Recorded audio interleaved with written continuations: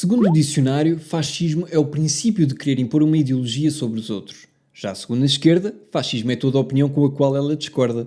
É que apesar de se vender como diversa, tolerante e pela liberdade de expressão, aquilo que encontramos além da publicidade enganosa é uma esquerda que lida muito mal com o contraditório. Chega mesmo a querer policiar as opiniões, tanto da sua oposição política como dos próprios militantes. E, honestamente, bastam os livros de história para que isto não surpreenda ninguém. Na realidade, a esquerda não aceita simplesmente que tenhas uma opinião fora do seu raio de tolerância. É toda muito diversa e tolerante, até que discordes dela. Eu digo mesmo, tolerância é uma cena que não lhe assiste, porque tolerância não é aceitar a existência de opiniões com as quais já concordamos. Tolerância é precisamente aceitar a existência de opiniões contrárias, sobretudo aquelas que mais nos desafiam e põem em causa. Só que, lá está, do ponto de vista da esquerda, uma opinião só pode existir se estiver circunscrita nos limites daquilo que ela entende ser aceitável. E essa baliza de opiniões aceitáveis vai estreitando com o tempo, gradualmente, até que só possas pensar exatamente aquilo que ela deixa que tu penses. A certa altura dás por ti a censurares e a condicionares o teu próprio discurso, simplesmente porque te queres poupar as acusações gratuitas que os tolerantes de esquerda têm na ponta da língua para ti. E sim, eu sei, ninguém leva a sério estas acusações além da sua própria bolha de eco. Vivem dentro de uma caixinha tão pequena que se sentem enormes em comparação. Mas o problema é que, apesar disso, o debate na sociedade tem sido condicionado por causa destes julgamentos gratuitos. São uma arma de intimidação. E a direita em Portugal tem cedido a esta pressão e deixado de condicionar o seu discurso sob ameaça e com medo de levar com estes catálogos descabidos. A direita em Portugal pede autorização à esquerda para defender as suas ideias. Eu não sou contra o SNS, mas... Eu não sou contra o ensino público, mas... Eu não sou contra a imigração, mas... Mas já perdeste a pessoa. E perdeste-o no momento em que tu próprio tens vergonha e tentas justificar aquilo que estás a defender e que devia ser a tua primeira convicção. Não podes esperar que o teu eleitor tenha orgulho nas ideias que tu defendes e que vote nelas quando tu próprio tens medo de as defender. A nossa direita tem de tal forma um medo patológico de levar com os catálogos descabidos da esquerda que nos últimos 5 anos deixou de ter iniciativa e passou a tornar-se meramente responsiva. E portanto a esquerda definiu sempre os tópicos de debate e levou a direita atrelada para onde quis. Conseguiu centralizar a conversa à esquerda e tudo porque a direita teve medo de levantar debate. E perante essa descaracterização acabou por se diluir, perdeu a sua identidade e os seus eleitores deixaram de se rever nela. Se repararem, os novos partidos que não têm medo de dizer ao que vêm têm recebido os órfãos partidários da direita.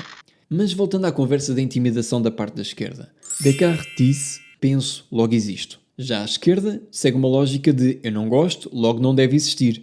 E a realidade é que, hoje, a esquerda não defende a liberdade de pensamento, defende o privilégio de não ser posta em causa.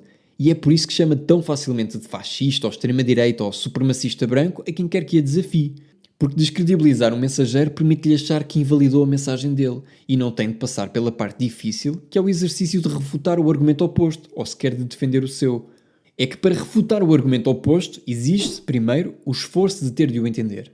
E depois, a humildade de pôr potencialmente em causa as próprias premissas. E nenhuma destas duas coisas é aceitável para quem parte para um diálogo já com o intuito de sair vencedor e não o de procurar a verdade. A esquerda não pretende dialogar, porque já se convenceu de estar certa.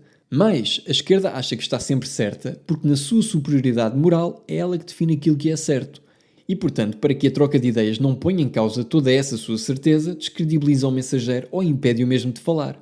Afinal de contas, é mais fácil evitar o debate do que ganhá-lo. Mas nós percebemos por aqui um pouco da anatomia com que a esquerda vê o mundo. Este tribalismo que lhes permite catalogar as pessoas nas caixinhas que eles têm pré-definidas, permite-lhes validar ou invalidar um argumento de acordo com quem está a dizê-lo e independentemente daquilo que está a dizer. Isto também é um sintoma de como a esquerda olha para o indivíduo, não como alguém singular, mas como alguém parte de um grupo. E esta mentalidade é aquela que faz sentido na sua forma coletivista de ver o mundo. Ela resume sempre a forma canónica do indivíduo ao suposto grupo a que ele pertence, apagando todas as suas características individuais, o seu contexto pessoal e atribui-lhe as características do grupo. O indivíduo deixa de ser definido pelo seu pensamento próprio e único para passar a ser definido pela sua cor de pele, pelo seu género, pela sua orientação sexual. Ora, esta mentalidade é obviamente incompatível com a capacidade do indivíduo ter e exprimir pensamento próprio. E porquê? Porque ter pensamento próprio implica precisamente desviar-se de qualquer grupo que lhe tenha sido atribuído. E um esquerdista, coletivista por natureza, na sua ótica de pensamento grupal, não foi programado para isso. Esta catalogação de pessoas que as limita a serem aquilo que se pressupõe que o seu grupo é o lado mais negro do preconceito. E é por isso mesmo que, quando olhamos para a esquerda, vemos como é composta por pessoas que entre si se parecem diferentes, mas que pensam todas exatamente igual. É como se fosse uma biblioteca populada pelo mesmo livro, mas com diferentes capas. E eu deixo a pergunta, será essa uma biblioteca diversa? E isso vai ao encontro do que eu disse há pouco. De facto, a única diversidade relevante, a diversidade de ideias, é precisamente aquela que a esquerda não suporta. E se tu sais do desvio padrão que ela estabeleceu, se a questionas, se a criticas, és logo apelidado de fascista, extrema-direita e neonazi. Com alguma sorte ainda consegues ser também um supremacista patriarca transfóbico cisgênero heteronormativo. Além disto não contribuir para conversa nenhuma, tem um efeito colateral. Ao banalizar estas expressões, quando de facto aparecer um verdadeiro fascista ou racista, o termo não será levado a sério, porque foi aplicado demasiadas vezes a pessoas que não representavam de toda essa definição. E o termo torna-se inflacionado porque tão facilmente se chama racista a alguém com quem simplesmente se discorde, como alguém que seja de facto um racista. A certa altura perde-se o propósito do termo, porque subitamente tudo é racista e fascista. E escusado será dizer que isto abre espaço ao aparecimento de verdadeiros racistas e fascistas. A questão é que a esquerda não pensa conscientemente nisto. Na verdade, chamar o outro de racista e fascista é cada vez mais apenas um reflexo quando se está confrontado com argumentos com os quais não se tem uma resposta feita. Mas é óbvio que eles não pensam sequer nisto. É reflexivo. Há um pequeno grupo de pessoas que define os termos da indignação e depois há um grande conjunto periférico de pessoas que espera o sinal e apenas o repete. E não se apercebem que ao chamarem qualquer um de fascista, racista, extrema-direita, criam um ruído não intencional que torna difícil o trabalho de discernir aqueles que realmente o são.